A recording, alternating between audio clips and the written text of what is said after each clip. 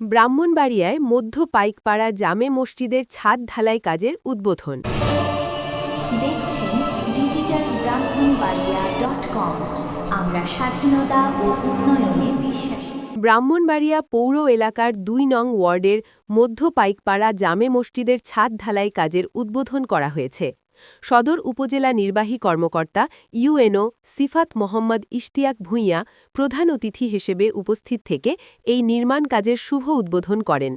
এ সময় বিশেষ অতিথি হিসেবে উপস্থিত ছিলেন ব্রাহ্মণবাড়িয়া জেলা বিএনপির সিনিয়র সহসভাপতি ভিপি জহিরুল হক খোকন, জেলা বিএনপির সাবেক সহসভাপতি হাজী মোহাম্মদ জাহাঙ্গীর, আনন্দময়ী বালিকা উচ্চ বিদ্যালয়ের প্রধান শিক্ষক আবু জামাল এবং বিশিষ্ট সমাজসেবক দিদারুল আলম মারুফ। অনুষ্ঠানে অন্যান্যের মধ্যে উপস্থিত ছিলেন আব্দুর মুন্সি মসজিদ কমিটির সাধারণ সম্পাদক রাশেদ কবির আখন্দ, শফি উদ্দিন, মঈন উদ্দিন, আজির উদ্দিন সুমন, মোহাম্মদ নয়ন, মাহমুদুল হাসান এবং এসএম নাসের বাহার।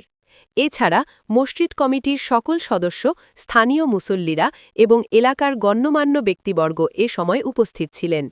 ছাদ ঢালাই কাজ শুরুর আগে মহান আল্লাহর দরবারে শুকরিয়া আদায় এবং দেশ ও জাতির কল্যাণ কামনা করে বিশেষ মুনাজাত করা হয়।